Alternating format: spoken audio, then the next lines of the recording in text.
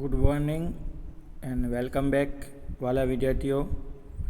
Industrial એન્જિનિયરિંગના આજના લેક્ચરમાં આપ સૌનું સ્વાગત છે.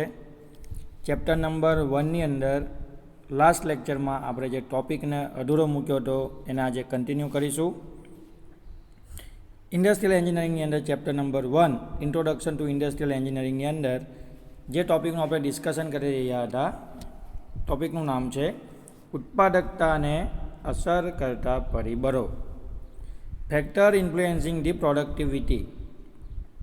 લાસ્ટ લેક્ચરમાં આપણે ઘણું બધું ડિસ્કસ કર્યું હતું કે ભાઈ કયા કયા પરિબળો છે જે પ્રોડક્ટની પ્રોડક્ટિવિટીને અસર કરે છે. ઓકે, તો લગભગ 6 થી 7 ફેક્ટર હતા, 7 પરિબળો હતા જેના વિશે આપણે ડિસ્કસ કર્યું હતું. ફટાફટ એક નજર મારીશું રિવિઝન ઉપર ને પછી લેક્ચરને આગળ વધારીશું. તો ઉત્પાદકતાને અસર કરતા પરિબળોમાં હતું technological factors, management factors, financial factors, natural factors, government policy, માનવીય પરિબળો અને લાસ્ટમાં હતું પ્રોડક્ટિવિટી મૂવમેન્ટ્સ. બરાબર છે. લાસ્ટમાં શું હતું? Productivity movements. તો જે લેક્ચર આપણે અગાઉ જોયું એમાં આપણે ટેકનોલોજીકલ ફેક્ટર્સ, મેનેજમેન્ટ ફેક્ટર્સ અને ફાઇનાન્શિયલ ફેક્ટર્સ વિશે માહિતી મેળવી હતી કે ભાઈ કયા પરિબળો, 3 જે પરિબળો છે જે પ્રોડક્ટિવિટીને અસર કરે છે. આજે આપણે ફેક્ટર નંબર 4થી ટોપિકને કન્ટિન્યુ કરીશું. ફરી પાછું એકવાર યાદ કરાવું છું. ક્વેશ્ચન છે આપણો પ્રોડક્ટિવિટીને અસર કરતા પરિબળો. 3 ફેક્ટરો ઓલરેડી ડિસ્કસ થઈ ગયા છે. 4થા ફેક્ટરથી આજે આપણે આગળ લેક્ચર વધારીશું. ક્લાસ નોટ લઈને બેસો જ્યારે પણ લેક્ચર જુઓ ત્યારે. જે વસ્તુ તમને વિડીયોમાં દેખાય છે મેઇન પોઈન્ટ એને મારી સાથે તમારે પણ નોટ ડાઉન કરવાના છે. તો ચોથો જે ફેક્ટર છે જે પ્રોડક્ટિવિટીને અસર કરે છે એ છે નેચરલ ફેક્ટર્સ. નેચરલ ફેક્ટર મતલબ કુદરતી પરિબળો જેમ કે નેચરલી તમને અસર કરશે તમારા પ્રોડક્શનને, તમારી પ્રોડક્ટિવિટીને. ઓકે, તો ઉત્પાદિત પ્રોડક્ટને અનુરૂપ વાતાવરણ અને ભૌગોલિક પરિસ્થિતિથી ઉત્પાદન ટાર્ગેટ, આયોજનનું પ્રમાણ અથવા તો ઉત્પાદન ટાર્ગેટ અને આયોજન પ્રમાણે સિદ્ધ થાય છે. મતલબ તમે જે જગ્યાએ પ્રોડક્શન યુનિટ નાખ્યું છે ત્યાંનું લોકલ એટમોસ્ફિયર એટલે કે ત્યાંનું વાતાવરણ, ત્યાંની ભૌગોલિક પરિસ્થિતિ, બરાબર છે. તો એના વ્યવસ્થિત આયોજનથી આપણે જે પણ પ્રોડક્શનનું પ્લાનિંગ કર્યું હશે, જે પણ પ્રોડક્ટિવિટી ડિસાઇડ કરી હશે એ મેળવી શકાશે, મતલબ એ સિદ્ધ થશે. ફોર એક્ઝામ્પલ, ભૌગોલિક પરિસ્થિતિ જેવી કે ઠંડુ વાતાવરણ, ગરમ એટમોસ્ફિયર એટલે કે ગરમી અને વરસાદી વાતાવરણ એટલે કે ભેજવાળું વાતાવરણ. આ 3 પ્રકારના જે હવાના પરિબળો છે, ઠંડી હવા, ગરમ હવા, ભેજવાળી હવા અથવા તો ઠંડુ, ગરમ અને ભેજવાળું વાતાવરણ એ પ્રોડક્શન પ્રોસેસને અસર કરે છે. બરાબર છે. તો આપણા પ્લાન્ટ પ્રમાણે, આપણી પ્રોડક્ટ પ્રમાણે આપણી સાઇટનું સિલેક્શન એટલે કે આપણે જ્યાં પ્લાન્ટ નાખવાના છે એ ભૌગોલિક પરિસ્થિતિ, તે રાજ્ય, તે જગ્યાની ભૌગોલિક પરિસ્થિતિને જોઈને વ્યવસ્થિત રીતે જો આપણે ઉત્પાદક વસ્તુને બનાવટનું જે કારખાનું છે, ઓકે, એનું જો સાઇટ સિલેક્શન પ્રોપર કરીશું તો જ્યાં નેચરલ ફેક્ટરને કારણે પ્રોડક્શન અથવા પ્રોડક્ટિવિટીમાં જે પણ સુધારો, વધારો અથવા વધઘટ થાય છે, જે અસર થાય છે એનાથી આપણે બચી શકીશું. ખ્યાલ આવે છે?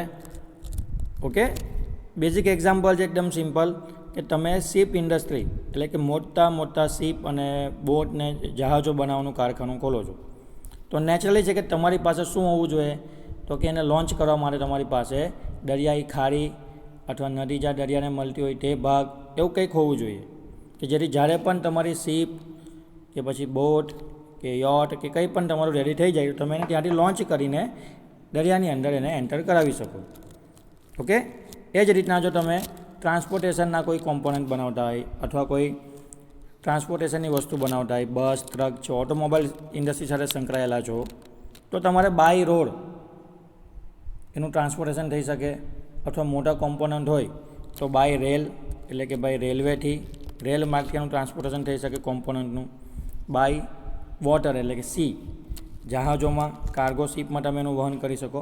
તો એ રીતની તમારી પાસે બધી સગવડ અને પ્લાન્ટની કેપેસિટી એ પ્રમાણે હોવી જોઈએ કે જેથી ત્યાંની ભૌગોલિક પરિસ્થિતિને કારણે તમારી પ્રોડક્ટિવિટી કે પ્રોડક્શનમાં કોઈ પણ અસર અથવા કોઈ પણ નુકસાન તમને થશે નહીં.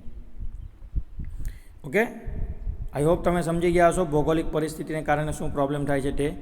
પાંચમું છે government policy. Okay, government policy મતલબ તો કે ભાઈ ઘણી વખત રાજ્યની અંદર, કેન્દ્ર સરકારની અંદર, બરાબર છે, જકાત, income tax, export duty, excise duty, પછી જ્યાં તમે ફેક્ટરી લગાવો છો ત્યાં ફેક્ટરીના એક્ટ હોય, 1948નો એક્ટ છે, 1958ના એક્ટ છે, બરાબર છે. ત્યાંની જે લોકલ પોલ્યુશન કંટ્રોલ કરતી બોડી છે, જેમ કે રાજ્યની પોલ્યુશન કંટ્રોલ બોડી છે, સ્ટેટ કંટ્રોલ પોલિસી પોલ્યુશન માટેની, બરાબર, સેન્ટ્રલ ગવર્મેન્ટની પોલ્યુશન કંટ્રોલ ઓથોરિટી હોય છે. પછી વસ્તુ વેચો તેના પર સેલ ટેક્સ લાગે છે. અત્યારે રિસેન્ટલી સરકારે બધું ભેગું કરીને જે goods and service tax common કરી દીધો. તો એ દરેક વસ્તુ જે છે કે જેનો તમારે ગવર્મેન્ટને ટેક્સ ચૂકવવો પડે છે, ડ્યુટી ચૂકવવી પડે છે, ઇમ્પોર્ટ એક્સપોર્ટમાં જકાત ચૂકવવી પડે છે, એક્સાઇઝ ડ્યુટી ચૂકવવી પડે છે, કસ્ટમ ડ્યુટી ચૂકવવી પડે છે. ફેક્ટરી જ્યાં તમે એસ્ટેબ્લાઇઝ કરો છો, ઓકે, ત્યાંના શ્રમ અને રોજગાર કચેરીના જે એક્ટ હોય છે, રૂલ્સ હોય છે, બરાબર છે, કેટલું પોલ્યુશન થાય છે તમારી પ્રોડક્ટથી, તમારા મેન્યુફેક્ચરિંગ યુનિટથી, તો દરેક વસ્તુ શેની અંદર આવશે તો કે ગવર્મેન્ટ પોલિસીની અંદર આવશે. તો આ જે ગવર્મેન્ટ પોલિસી છે, જે નિયમો છે, બરાબર છે, બધી કંપનીવાળાએ, બધી ફેક્ટરીવાળાએ જે કંઈ પણ પ્રોડક્શન કરતા હોય બધાએ નિયમ અને વસ્તુ શું કરવી પડે, ફોલો કરવી પડે, રૂલ્સ ફોલો કરવા પડે, નિયમ પાડવા પડે. ઓકે, જેમ જેમ સરકાર બદલાય તેમ તેમ સરકારની પોલિસીઓ, એના એજન્ડા, ઓકે, એનો જે પાછળનો જે એમ છે એ બદલાય છે. તો આ બધી વસ્તુ કેવી છે તો કે થોડા થોડા સમયે ચેન્જ થતી રહે છે.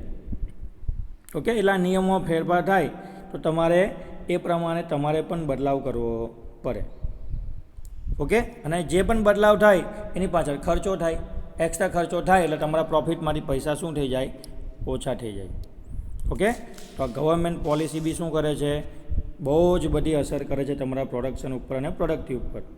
ઓકે, ઘણીવાર શું કરે છે અમુક રાજ્ય, અમુક કેન્દ્ર સરકારવાળા અથવા તો અમુક સ્ટેટ, અમુક રાજ્ય, અમુક કન્ટ્રી શું કરે છે તો કે ભાઈ ઉદ્યોગોને પ્રોત્સાહન આપવા માટે કે ભાઈ ગુજરાત સરકાર શું કરશે તો કે ભાઈ ગુજરાતમાં વધુને વધુ કંપનીઓ આવે, મલ્ટીનેશનલ કંપનીઓ, બરાબર છે. એના માટે લોકો શું કરે છે તો કે આ જેટલી પણ તમને અહીંયા દેખાય છે income tax, import duty, export duty, જેટલા પણ તમને અહીંયા ડિસ્પ્લેની અંદર જેટલા પણ ટેક્સ દેખાય છે એમાં શું કરશે કંપનીવાળાને તો કે સબસિડી આપશે, રાહત આપશે, ટેક્સ ભરવામાં મુક્તિ આપશે, પૈસા માફ કરી દેશે.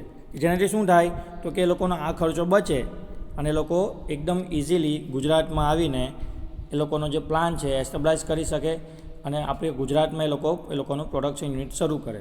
હવે આનો ફાયદો શું થાય આપણને તો કે જેટલી ગુજરાતમાં કંપનીઓ આવે એટલી ગુજરાતમાં રોજગારી વધે, એટલી આપણા જેવા એન્જિનિયરોને ફટાફટ નોકરી મળી જાય. તો આવી ઘણી બધી ગવર્મેન્ટ પોલિસીઓ પણ ફેરફાર થતી હોય છે. ઓકે, તો એની પાછળ પણ તમારો ખર્ચો થાય છે. ખર્ચો થાય નો ડાઉટ, પણ ગવર્મેન્ટ તમને સામે સબસિડી, ઓકે, ઇન્ટરેસ્ટ એટલે કે વ્યાજમાં મુક્તિ, બરાબર છે, ઘણીવાર ટેક્સ પણ તમારા માફ કરી દે છે. તો આવી સરકારની નીતિઓને કારણે પણ આપણા પ્રોડક્શન યુનિટમાં, પ્રોડક્શન ઉપર એટલે કે પ્રોડક્ટિવિટી ઉપર અસર થતી હોય છે. ઓકે, તો બે ફેક્ટર જોયા, નેચરલ ફેક્ટર અને ગવર્મેન્ટ પોલિસી. આગળ વધીએ છીએ. નેક્સ્ટ જે ફેક્ટરની આપણે વાત કરીશું, બે ફેક્ટરો જે બાકી છે. છઠ્ઠા નંબર પર છે માનવીય પરિબળો. ગુજરાતીમાં માનવીય પરિબળો અને ઇંગ્લિશમાં બોલાય હ્યુમન ફેક્ટર્સ. ઓકે, તો માનવ શક્તિના મેનેજમેન્ટ સાથે સુમેળભર્યા સંબંધો, ઉદ્યોગમાં વર્કિંગ એન્વાયરમેન્ટ, વર્કિંગ કન્ડિશન,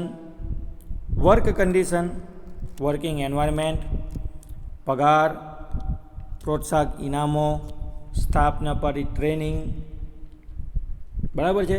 પછી આ દરેકે દરેક વસ્તુ જે માનવ શક્તિ સાથે સંકળાયેલી છે, જે હ્યુમન એફોર્ટ સાથે સંકળાયેલી છે, એ દરેકે દરેક વસ્તુ તમારા પ્રોડક્શન ઉપર અને પ્રોડક્ટની પ્રોડક્ટિવિટી ઉપર ઘણી બધી અસર ઊભી કરે છે. ફોર એક્ઝામ્પલ કે તમારી કંપનીમાં ઘણા બધા વર્કરો એમ્પ્લોયો કામ કરે છે, ઓકે, એટલે એ લોકોનું એક યુનિયન હશે, એને શું બોલાય? ટ્રેડ યુનિયન, બરાબર ને? એમ્પ્લોય લોકોનું યુનિયન હોય. હવે તમે નિયમ પ્રમાણે લોકોને સેલરી નથી આપતા, બરાબર, તમે એનું શોષણ કરો છો, કોઈ પ્રોત્સાહન સ્કીમ નથી, કોઈ લીવ પોલિસી નથી, તો એ લોકો શું કરશે? તો કે એ લોકોનું જે ટ્રેડ યુનિયન છે એ લોકોના લીડર સાથે એ લોકો શું કરશે? લીગલી તમારી ઉપર કેસ કરશે અને ફેક્ટરીમાં આવીને બેસી રહેશે, પ્રોડક્શન લાવવાનું બંધ કરી દેશે. ઓકે, ઇન શોર્ટ તમે કહી શકો કે હડતાળ કરશે, ધરણા, સ્ટ્રાઇક આવશે ખરા પણ કામ કરશે નહીં. કેમ? તો કે ભાઈ તમે એને જે વર્કિંગ એન્વાયરમેન્ટ જોઈએ છે, safe working environment, hygienic working environment, બરાબર, સેફ જગ્યા હોય છે કામ કરવાની, એ નથી આપતા. તમારી વર્ક કન્ડિશન કેવી છે? ડેન્જરસ છે, એને પોતાને કામ કરતાં બીક લાગે છે, બરાબર છે. તમે એને પ્રોપર સેલેરી, ઇન્સેન્ટિવ, બોનસ એ બધું નથી આપતા. ખ્યાલ આવે છે? જૂની મશીનરીઓને એ જ યુઝ કરો છો, નવી ટેકનોલોજી એક્સેપ્ટ નથી કરતા, જેને કારણે કામ વધુ થાય છે અને પગાર ઓછો મળે છે. ઓકે, તેને તમે ટ્રેનિંગ કે એનું સ્કિલ કે એનું નોલેજ અપગ્રેડ નથી કરાવતા, બરાબર છે. બીજું છે ઘણું બધું હોય, મેન પાવર મેનેજમેન્ટ, એમાં તમે ધ્યાન નથી આપતા, જેના કારણે વારંવાર તમારી કંપનીની અંદર મેન પાવર એટલે કે માણસો જે કામ કરે છે, એમ્પ્લોય જે કામ કરે છે એની સાથે તમારા ઝઘડા થયા કરે છે, વિવાદો થયા કરે છે. ઓકે, તો એ વિવાદો તમારે સોલ્વ કરવા પડે. સ્ટ્રાઇક થાય એટલે પ્રોડક્શન બંધ થઈ જાય, મશીનો બંધ થઈ જાય, તમને ટોટલ લોસ જાય. તો એ બધી ઘણી બધી વસ્તુઓને કારણે પણ શું થાય છે? તમારા પ્રોડક્શનની અંદર ઘટાડો થઈ જાય છે અને તમને બહુ મોટું નુકસાન ભોગવવું પડે છે. તો આના માટે આપણે શું કરીશું? બરાબર છે. તો આના માટે એક જ ઉપાય છે. આ જે તમને અહીંયા ફેક્ટરો દેખાઈ રહ્યા છે,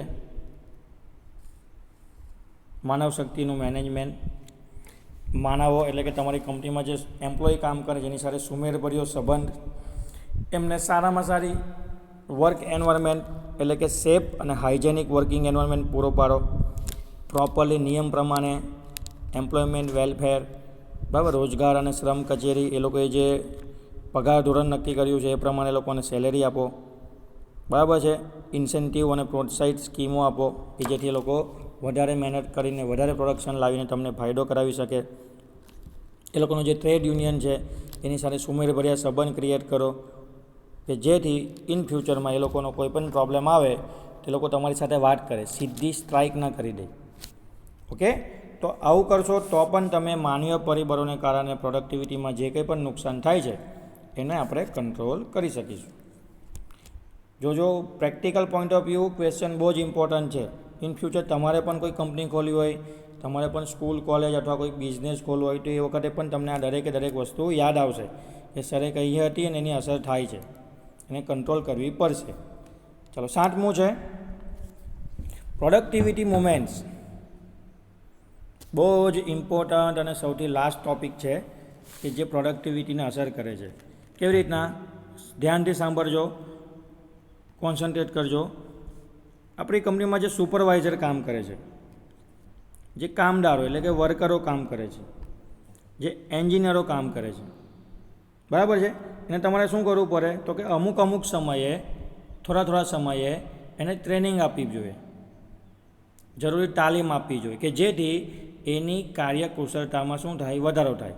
એની કામ કરવાની ક્ષમતામાં શું થાય? વધારો થાય. એની એફિશિયન્સી વધે, એનું નોલેજ વધે. એટલે શું થાય? તો કે જવાબદારી લેતો થાય. જવાબદારી એટલે એને પોતે ખબર પડે કે મારી શું રિસ્પોન્સિબિલિટી છે, મારી કંપનીમાં શું મારું ઇમ્પોર્ટન્સ કેટલું છે, હું કેટલું કામ કરું કે જેથી કંપની સારી રીતના ચાલે. તો આ બધી વસ્તુ તમારે એને શીખવવી પડે. એટલે કે એને થોડા સમયે તમારે તાલીમ આપવી પડે. ઓકે, હવે આ તાલીમ આપો એટલે શું થાય? તો કે ભાઈ તાલીમ આપવા માટે તમારે ખર્ચો કરવો પડે. હવે જેટલા સમય માટે તાલીમમાં જાય, ટ્રેનિંગમાં જાય એટલી વખત તમારું મશીન અથવા પ્રોડક્શન બંધ રહે. તો તમે પ્રોડક્શનની લાલચમાં આવીને શું કરો છો?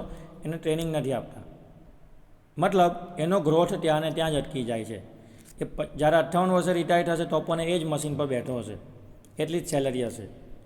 તો તમને ફાયદો થાય છે પણ સામે એમ્પ્લોયને શું થાય છે? નુકસાન થાય છે. તો આવા સમયમાં એ શું કરશે?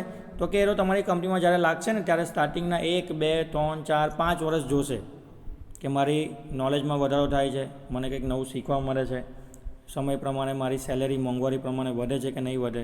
ઓકે, જો તેની સેલેરી, એનું નોલેજ, એનો ગ્રોથ નહીં થતો હશે તો સીધો એ શું કરશે તો કે તમારી કંપનીના સુપરવાઇઝર, એમ્પ્લોય એટલે કે વર્કર અને એન્જિનિયરો શું કરશે, મુવમેન્ટ્સ એટલે તમારી કંપની છોડીને બીજી કંપનીમાં જતા રહેશે. કેમ તો કે એને જરૂરી તાલીમ અને કુશળતા મળી નથી. ખ્યાલ આવે છે? બીજું, કદાચ જો એ તમારે ત્યાં જ કંપનીમાં રહેશે એની એ જ સેલેરી પર, તો થોડા સમય પછી એ શું કરશે તો કે એનો ઇન્ટરેસ્ટ ઓછો થઈ જશે. પછી આવશે, કામ કરીને જતો રહેશે. જે દિલથી, જે જોબ સેટિસ્ફેક્શન કહીએ છીએ આપણે, જે દિલથી સ્કિલ, ટેલેન્ટ, ક્રિએટિવિટી નીકળે છે એ પછી એ યુઝ કરશે નહીં. તમે જે કામ આપો એ કામ કરીને જતો રહેશે. તો અલ્ટિમેટલી દરેક વસ્તુનું નુકસાન કોને થવાનું છે તો કે તમે તેને સેલરી આપી એ છૂટો થઈ ગયો, પણ જતે દિવસે તમને બહુ મોટું નુકસાન થશે. કેમ તો કે તમે એને જરૂરી તાલીમ અને જેની અંદર કુશળતા આવી જોઈએ એ વધારવા માટે તમે એને ટાઈમ અથવા તો એ વસ્તુથી તમે એને વંચિત રાખ્યો છે, કે જેથી તમારા ઉત્પાદકતા ઉપર, તમારા ઉત્પાદન પર એની હાનિકારક એટલે કે માઠી અસર થઈ રહી છે. એટલા માટે આપણે કહીએ છીએ કે એમ્પ્લોયને થોડા સમયે નવી ટેકનોલોજી સાથે અવગત કરાવો, એને ટ્રેનિંગ આપો, એની સ્કિલ અને કુશળતા જે કહીએ છીએ આપણે એમાં વધારો કરો, કે જેથી એનો પોતાનો ગ્રોથ થશે તો એ જ ગ્રોથને, એ જ નોલેજને, એ જ ક્રિએટિવિટીને તમારી કંપનીની અંદર યુઝ કરશે તો ઉત્તર તમારી કંપનીની પણ પ્રગતિ થશે. તો આ 7 પરિબળો છે બહુ જ ઇમ્પોર્ટન્ટ, જે પ્રોડક્ટિવિટી ઉપર અસર કરે છે. તે ખાસ એક્ઝામમાં પૂછાયા છે. તો ઘણો એમપી ક્વેશ્ચન છે. ક્વેશ્ચન પતી ગયો છે આજે બીજા લેક્ચરમાં. તો આજે જ એને ફરી પાછો એકવાર 7 પોઈન્ટને લખીને તૈયાર કરવા વિનંતી. મળીશું નેક્સ્ટ લેક્ચરમાં નેક્સ્ટ ટૉપિક સાથે. ત્યાં સુધી થેન્ક યુ.